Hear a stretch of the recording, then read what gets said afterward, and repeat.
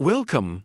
Tonight, you will be carried back in time, not to a battlefield, nor to a royal court, but to the ordinary, everyday, and rather unremarkable corners of Victorian London. This is not an exciting tale. There will be no surprises here, no rushing events, nothing to keep you awake. Instead, the words will move slowly, like the gentle drift of fog along the Thames. The details will be quiet, plain, and perhaps even dull. But that is the point. You are here to rest, to let your mind wander down long, cobbled streets, without urgency, without thought, and without effort. Imagine the year is somewhere in the middle of the 19th century. The streets of London stretch endlessly. Gas lamps line the pavements, though in the early morning most are dim. A light mist hangs in the air, wrapping the city in a soft grey shawl. Horses shift their hooves slowly on the stones, pulling carts that creak and sway. The sound is steady, almost like breathing. Clip-clop, creak, clip-clop, creak. The city is enormous, larger than most in the world at this time. But for us, we will not hurry across it. We will take our time, step by step, through small alleys, quiet markets, and plain houses. There will be no rush, only details, noticed slowly, as though the eye lingers too long on them. The uneven cobbles, the worn edges of doorways, the faint smell of coal smoke that never seems to leave the air. The people here are not rushing either, at least not in this telling. They are ordinary Londoners with ordinary routines. A shopkeeper sweeping dust from his doorway, a young boy carrying a basket of bread, a woman adjusting her shawl against the morning chill. All these scenes pass gently, one after another, without drama, without urgency. And as we move together through this city, you may find your own breath slowing. The words may begin to blur, and that is fine. The story will keep moving, gently, even if you drift away. The streets of Victorian London will still be here, quietly waiting for you as you rest. So let us begin this very boring journey. We will step now into the heart of London and simply notice what is there. The streets of Victorian London stretch out before us,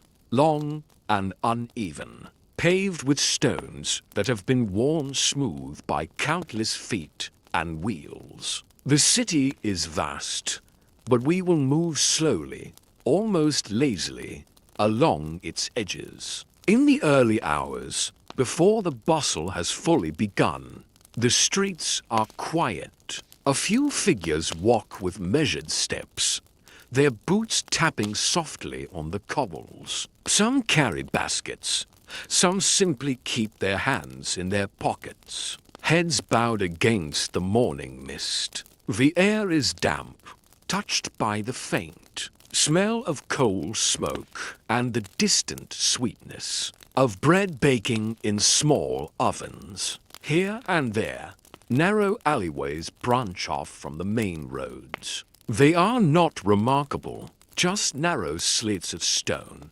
lined with shutters, doors, and small windows. Laundry sometimes hangs above them, limp in the morning air. A cat wanders across one, pausing to look at nothing in particular, before slipping silently away.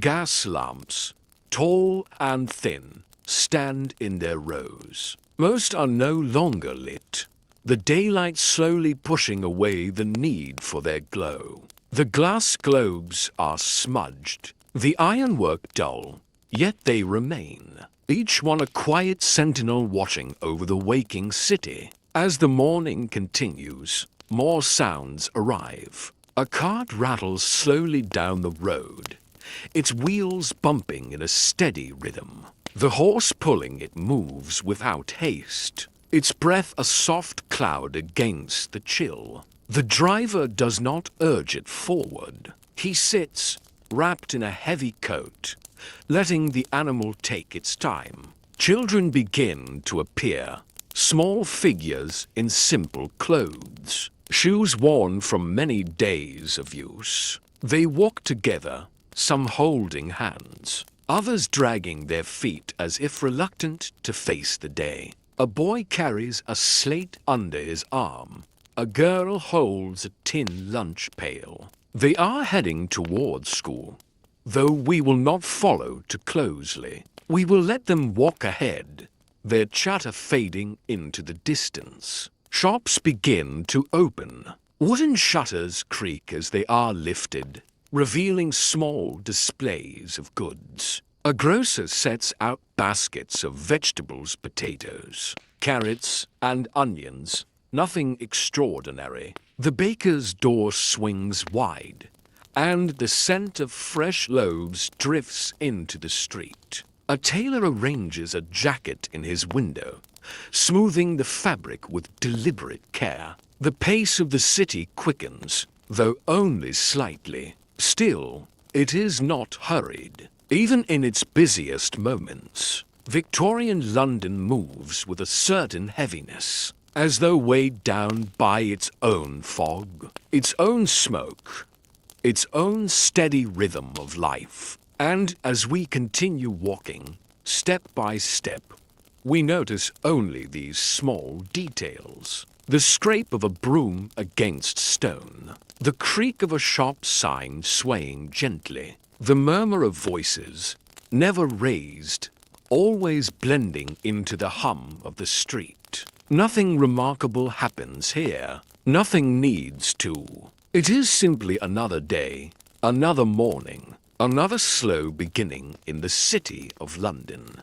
Inside the homes of Victorian London, mornings unfold slowly. The houses vary greatly, some large, with many rooms, others no more than a single cramped chamber. Yet, whether in wealth or poverty, the start of the day follows a quiet rhythm. In smaller homes, the light seeps in through thin curtains or shutters, casting a pale glow across uneven floors. Families stir, pulling on simple garments, sometimes the same ones worn the day before.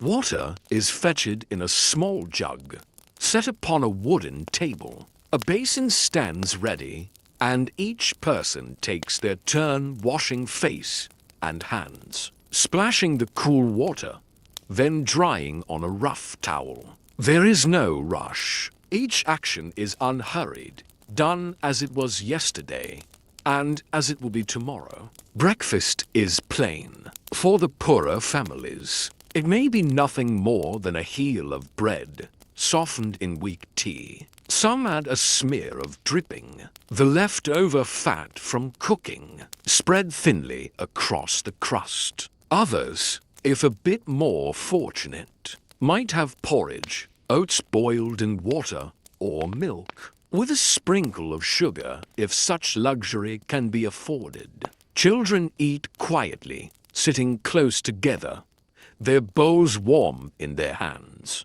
In more comfortable homes, the meal is slightly richer. Eggs may be boiled, bread toasted on a small rack near the fire, and perhaps a little butter is spread carefully on top.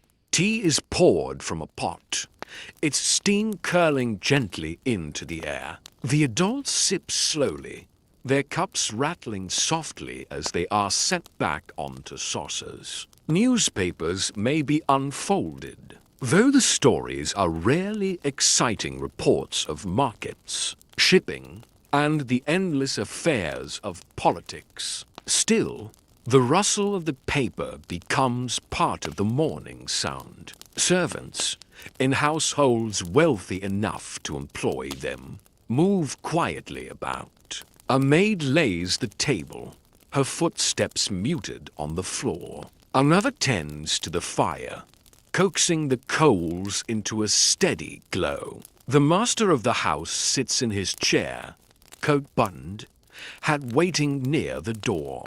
The mistress checks lists of household tasks, speaking softly, without haste. Even here, in comfort, the routine is plain, almost dull. In the kitchens of the city, the smells of bread and tea drift outward. A baker slices loaves, arranging them neatly on a counter. A coffee house begins to stir, its doors opening to the first customers of the day clerks, shopkeepers, and men of business. They order tea, coffee, or a small roll, eating quietly before stepping back into the streets. And so, morning in Victorian London moves gently forward. No great events unfold. No sudden dramas disturb the calm. It is a world of bread, tea, porridge, and the steady clink of cups against plates. The sun rises higher. The streets grow busier. And yet, nothing remarkable changes. Just another morning, just another beginning, in the endless rhythm of the city. As the morning lengthens, the markets of Victorian London begin to stir with life. Yet even here, in places of trade and chatter, there is little urgency. The rhythm is steady, the details ordinary, the flow of daily life unbroken. Stalls line the streets in clusters, some under wooden frames, others shaded only by canvas pulled across ropes. The goods are plain, vegetables, their skins dulled by the soil clinging to them, potatoes stacked in baskets, carrots tied in bunches, cabbages with leaves curling outward. The air carries the earthy smell of produce, mixed with the sharper scent of onions and herbs. Nothing is remarkable, yet everything is noticed if one lingers. Fishmongers lay their wares on slabs of stone, the fish silver and pale in the dim light. Some glisten faintly, fresh from the river or coast. Others are less bright, their scales dulled. Yet they are arranged neatly, one beside the other. A woman pauses, considers a small piece, exchanges a few coins, and moves away without a word. The exchange is simple, no more interesting today than it was yesterday. Bakers sell loaves, their crusts browned, their shapes unchanging. Rows of round loaves, long loaves, and small rolls are set in baskets, the scent drifting outward to tempt passers-by. Customers come, pay, and carry the bread away, some wrapped in cloth, others tucked beneath an arm. Butchers, too, display their cuts. Chops, ribs, and joints hang from hooks. The sight common enough to pass without shock. The meat is not arranged with artistry, merely placed where it must be. The butcher sharpens his knife slowly, the scrape against stone a steady sound. A boy waits with a parcel, prepared to run deliveries to households nearby. Around the edges of the market, small shops keep their doors open. Grocers, ironmongers, and sellers of cloth invite those who prefer to step indoors. Shelves are lined with tins, jars, and folded fabrics. Dust settles on corners, swept only now and then. Customers glance, ask quietly, and move on. Transactions are made, not hurried, not delayed, simply carried out. The sounds of the market rise gently. The call of a seller, though not shouted, drifts above the murmur of voices. Wheels of carts roll slowly over stones, carrying more goods into place. A dog sniffs at scraps, ignored by most, moving from stall to stall. Children weave through the crowd, holding small coins, sent by their mothers to fetch bread or milk. Overhead, the sky is pale, the sun weak behind a thin veil of smoke. Yet life in the market does not change. The goods are bought, the stalls remain, the rhythm continues. It has always been so, and will be so again tomorrow. And as we drift among the baskets, the slabs, the hooks, and the stalls, there is nothing that demands attention, nothing that interrupts the steady calm. It is simply a market in a city on another unremarkable day. Beyond the markets, the city settles into its daily labor. Work in Victorian London is not glamorous, nor hurried in this telling.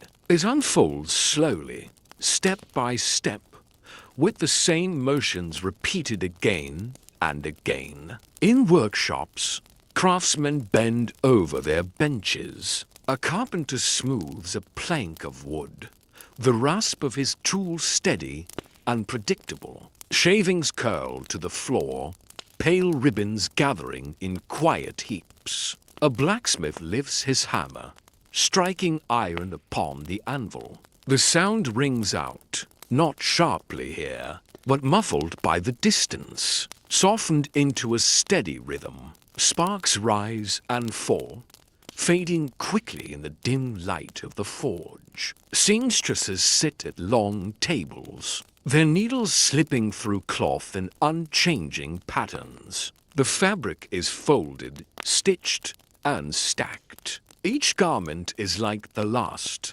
each stitch joining it to countless others made before. The room hums with the low murmur of voices, the thread pulling tight, the scissors snipping quietly. Clerks in offices dip pens into inkwells, scratching lines across paper. The writing is neat, careful, but unremarkable. Columns of numbers march down the page.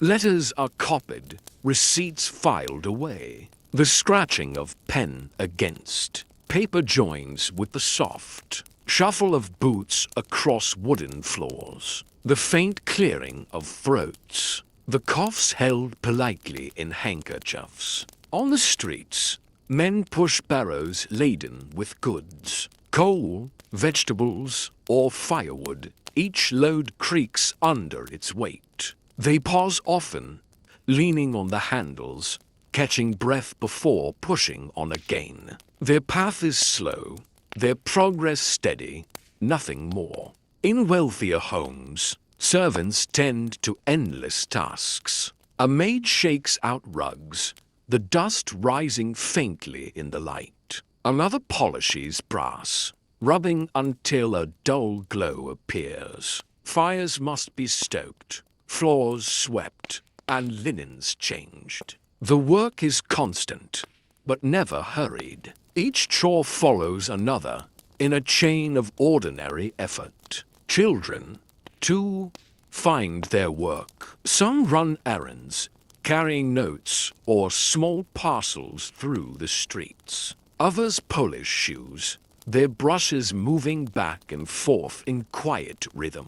Still more labor in factories, though we will not dwell on the clamor of machines. In this quiet telling, we imagine only the smaller tasks, the ones done slowly, without rush, without sound. Even professionals, the doctors, the teachers, the solicitors go about their duties in the same muted way. A doctor prepares a tonic, mixing powders into a glass. A teacher writes letters on a chalkboard, the dust settling lightly in the air. A solicitor reads a document, the words long and dull, yet carried carefully through the lips. Everywhere, the city works, but it does not hurry. It does not dazzle. It moves with weight, with repetition, with the endless patience of daily life. And in each place, from workshop